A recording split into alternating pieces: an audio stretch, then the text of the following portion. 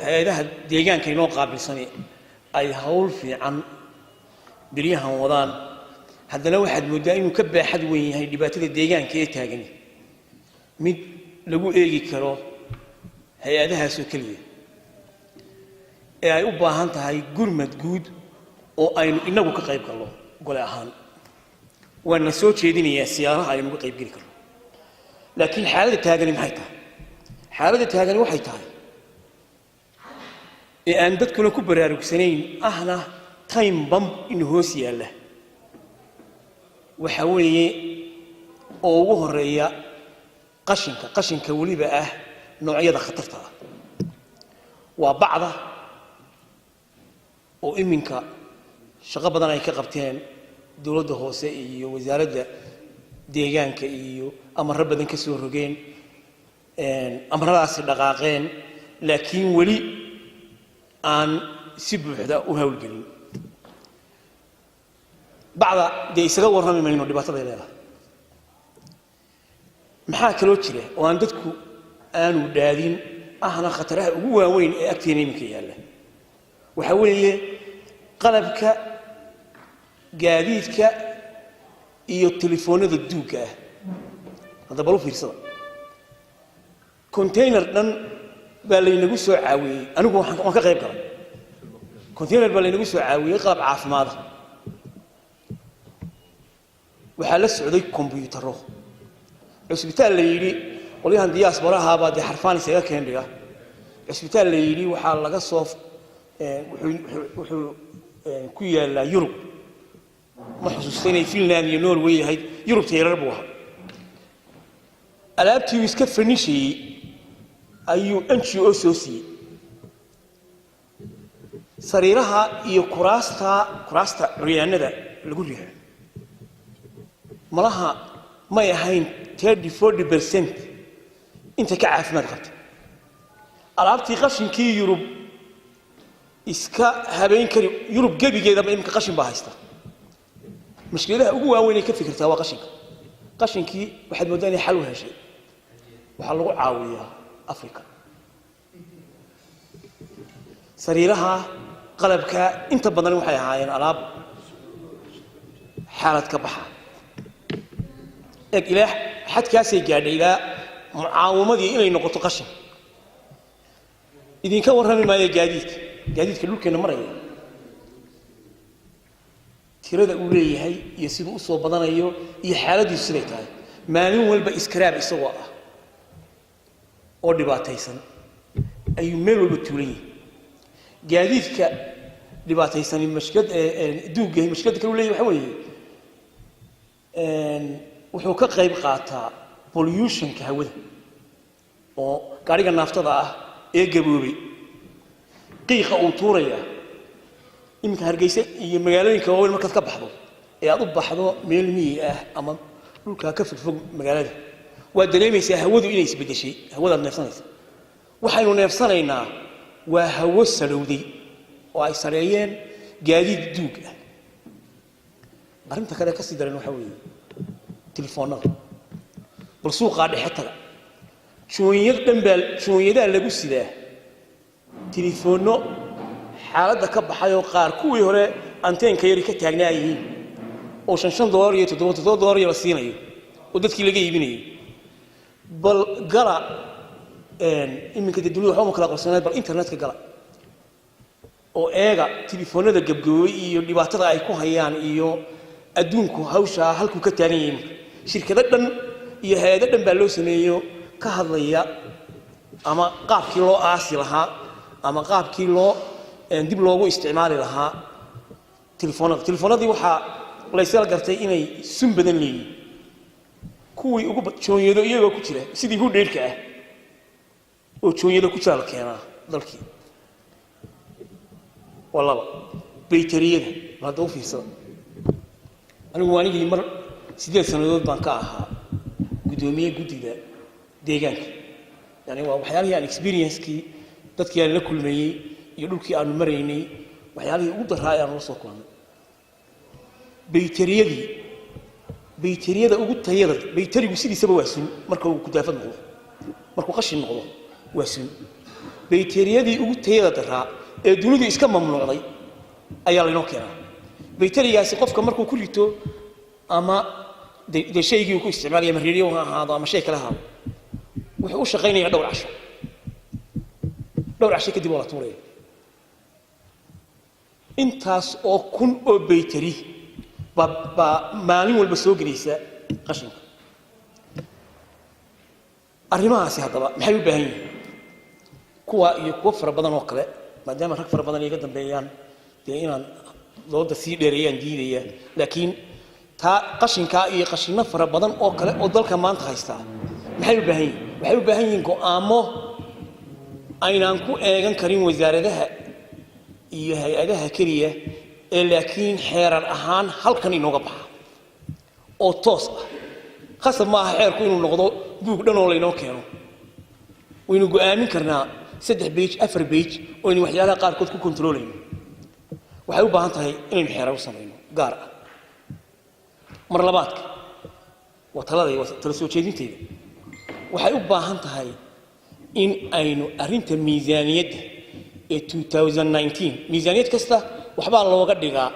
halku dhig inaynu deegaanka iyo shaqo abuurka anu ra'yigayga deegaanka iyo shaqo abuurka si culays loo saaro miisaaniyadda in miisaaniyad fiican loogu daro ka hortagga waxyaalaha isla markaana wasaaradda maaliyadda loogu cadaadiyo misalan gaadiidka oo kale waynu keeni karnaa ra'yiga ah gaadiidka 10 sano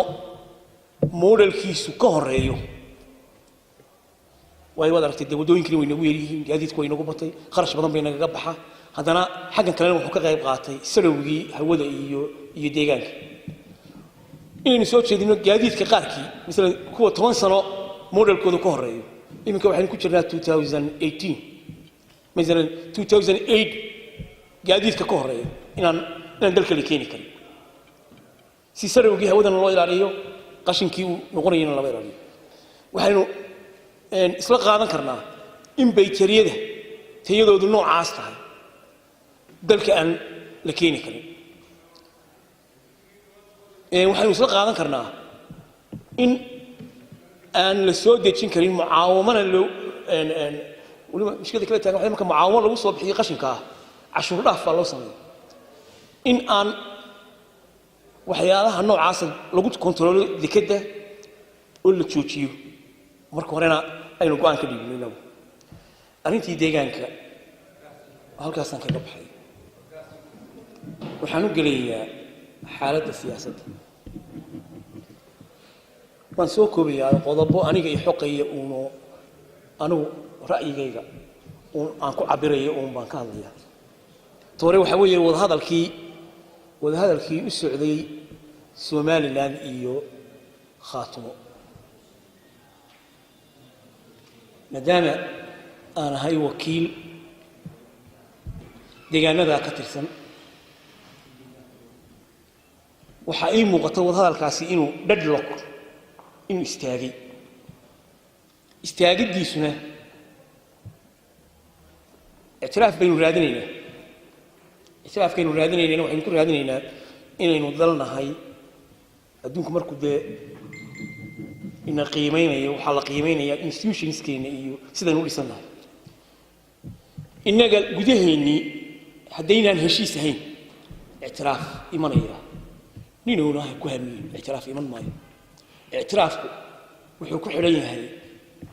إنكم مركو هراء أين هشين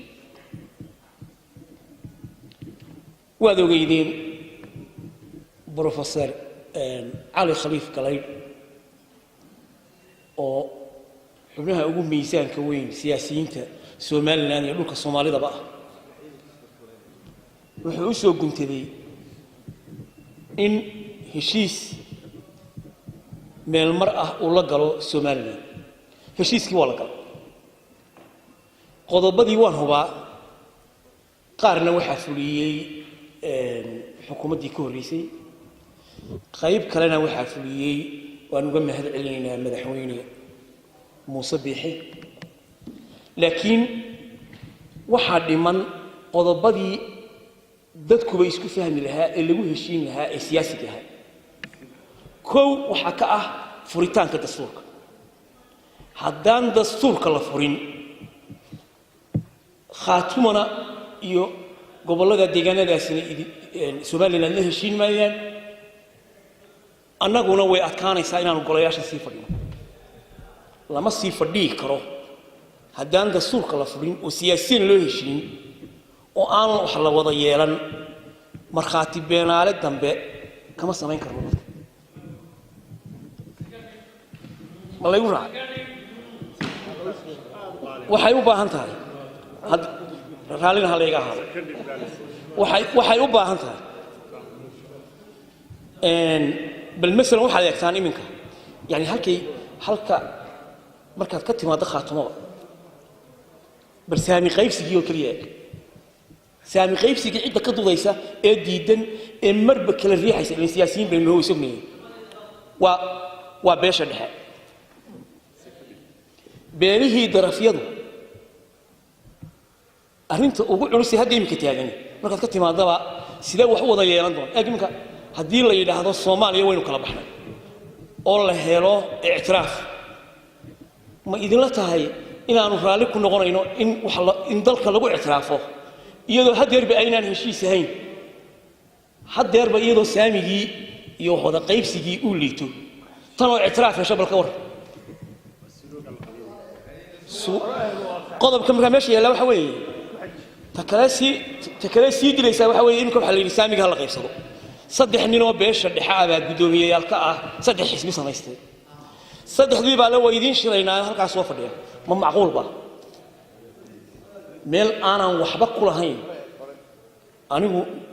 shakhsiyan min Somaliland oo Somalilandnimada waliba kalarka ku haya kuwa badan oo beesha dhexe ah fadhilay bana laakiin wax wada qaybsigii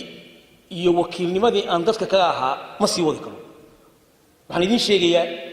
anigu shakhsiyan qaran maayo saaxiibadayda kale inaan is casiri doono haddii hawsha si degdeg ah wax looga qaban waayo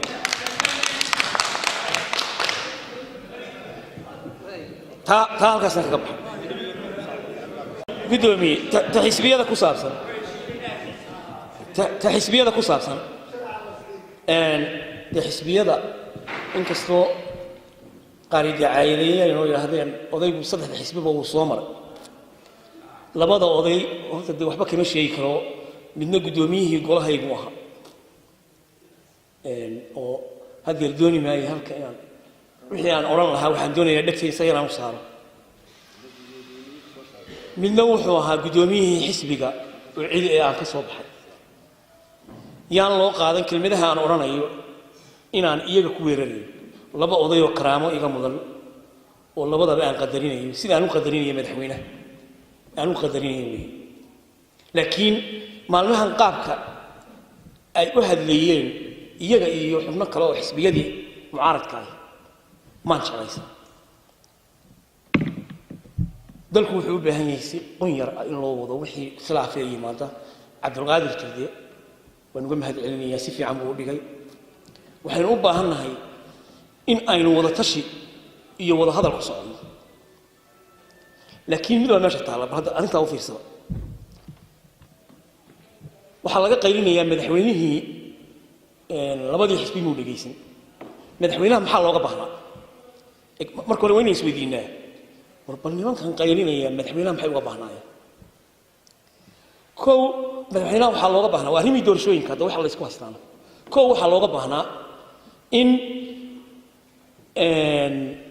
uu soo gudbiyo xeerkii lagu dhaqay lahaa doorashooyinka xeerkii goluhu u soo gudbiyo waynaga yeelan laba maxaa looga baahnaa waxaa looga baahnaa inuu miisaaniyad ugu talagalo 4 milyan ayaa lagu xukumay 2 milyan buu hore u sii daayay wayna ogeyn dhammaanteen miidiyaanu ka daawanay iyadoo doorashada soo dhaweyn buu 2 milyan oo dollar wuxuu ku wareejiyay guddiga doorashooyinka saddex waxaa looga baahnaa inuu isugu yeero daneeyayaasha doorashooyinka tiina uu qabtay Soomaalidu waxay tiraahdaa hasha diidaysa meel xun bay ka ursataa maqaar in diidma uun lagula dul wareego la yidhaahdo haddeer kuwan kale yari xildhibaanadii golaha wakiiladaynu nahay xeerka innagaa samaynay dee qodob aan dhammaysto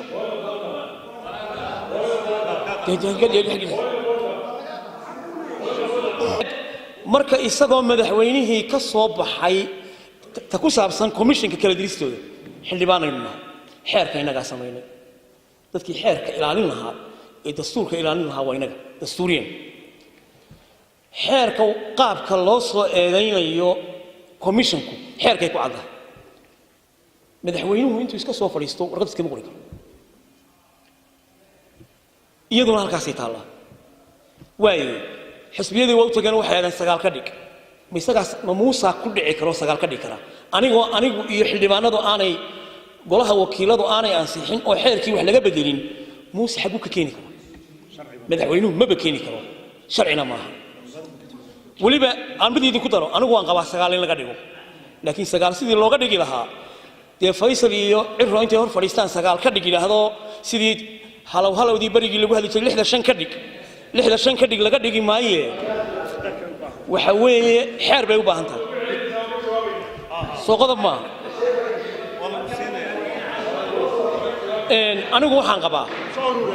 anigu waxaan qabaa madaxweynuhu intii uu qaban lahaa uu qabtay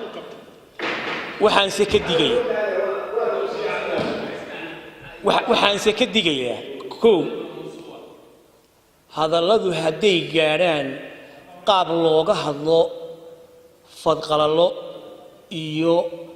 go'aano qayru dastuuri ah oo dalka lagu qasayo iyadoo already-ba dhibaatooyin kalena haystaan oo ay gaadho shir baanu qabsanaynaa qaran shir qaran ayaa qaban kara madaxweynaha oo keliya ayaa go'aamin kara shir qaran la qabto shir qaran baanu qabsanaynaa waa fadqalalo waa qayru sharci waa qayru dastuuri waa fitno war ma igu raacday sidaa darteed odayaasha saaxiibaday labadaydii guddoomiye anigoo qadarinaya waxaan ka codsanayaa dadkana inay ka raali geliyaan ereygaa dibna uga noqdaan xaaladda dhaqaaluhun baan laba kelmadood ka odhanayaa waan ka baxaya xaaladda guud ee dhaqaalaheennu hadday qodobka ayaga wuu ka hadlay xaaji cabdulqaadirna sicir bararka xaaladda guud ee dhaqaalaheennu waxay qayb ka tahay xaaladda dhaqaale ee qaranka ee gobolkan aynu degannahay unbay qayb ka tahay jasiirad kuma noolin jasiirad la yidhahdo somaliland oo ka go'an dunida ama ka go'an gobolka kuma noolin dhaqaalihii deegaanadan oo dhan etoobiya kenya meel walba saas u baaxaa degaya sicirkii sariif bararkii wixii oo dhan waa ka jireen laakiin banku haddaad eegtaan banku muddadii ugu dambeysay ee ku dhoweyd 8 bilood 9 bilood hal meel buu raydku taagnaa waxaa la eegaa raydku ma kacay ma kicin hamoodina inuu iska taagan yahay hawl buu ku taagan yahay iyo shaqo la hayo bahalkani ama wuu kacaa ama hoos buu dhacaa hadda waxay gaadheen in ay meel ku hayaan waxaanu rajaynaynaa dhowaan inay bilaabaan guddidii dhaqaalahana waanu nahay iyo maaliyadda warbixinana waanu ka haynaa inay bilaabaan tallaabooyinkii hoos loogu dhigi lahaa marka iminka waxaa guul ah oo aan welibana ku bogaadinayaa banka in uu ku hayay awal weynala kacayay marba inuu ku hayay muddo dheer halkaa xukuumaddana waxaan ku bogaadinayaa wax badan baynu ka hadalnay eeg raadkeennii hore dib u eega waxaynu ka hadalnay institutions fara badan oo dhaqaale oo dadweyne lagu wareejiyey madaxweynuhu wuxuu ku dhiiriday wadada socotaan in uu dib u soo qarameeyo institutionskii dhaqaale ee aynu lahayn dad baa ku tagrifala si khaldan baa loo bixiyey dhammaantood uu soo celiyey waa koow haamihii baad ogtihiin madaarkii baad ogtihiin laabkii baad ogtihiin meelo badan wuxuu dib loo soo celiyey iminka 8 bilood لأن warbixinta waa la kala qaataa gudidii dhaqaalahan ka mid ahay sideeda bilood waxa dib loo soo celiyay ma aha oo kaliya hantida ah waxa dib loo soo celiyay nidaamkii dhaqaale misal wax la yiraahdo BFM baa jira waxa weeye public finance management barnaamijka BFM ka hadda ay hirgeliyeen uu ka duwan yahay systemka iminka dhaqaalaha loo maamulayo ee xisaabaadkii maaliyadda u maamulaysa dhammaan uu ka duwan yahay sanadkii hore waxaan jecelahay inaynu halka ku soo casuulno wasiirka iyo wasaaradda halka inoogu yimaadaan oo way waqti badan bay iminka inaga qaadanaysaa rag badan way sugayaan haddaynu isnaano sharxa marka iyagu inay technically idin sharxaan waxa dib u soo celinta ka mid ah inna wadmiya maqli jirteen 12 mashruuc oo gudida qandaraasyadu baahinayso mashaariicdii iyo gaadiidkii iyo waxaad garanaysaa nidaamkii maamulka wanaagsan sideeda bilood in dib si fiican loogu soo noqday waa qodob yaala meesha waxaan kula talinayaa in madaxweynaha iyo dowladda xukuumadda shaqa abuuristii ay ballan qaadeen inay halkeedii ka sii wadaan xakamaynta sicir bararka way hakiyeen inay isku dayaan inay hoos u sii dhigaan kor u qaadidii dakhliga imika waxaan soo maray anigu waxaan ka mid ahaa wafdigii wiigii hore soo maray gobolada galbeedka barigana qayb kala soo martay dakhligu intii hore uu ahaan jiray meelaha qaarna 30% buu ka kordhay bilihii ugu dambeeyay oo muujinaysa in effort fara badan la geliyay dakhligii in la warwariyo meelaha qaarkood oo waliba aan ku amaanay dadka reer Boorame meesha la yiraahdo degmada Boorame waana ahaa wafdigii tagay 107% ayaa dakhliga cashuuraha barigu kordhay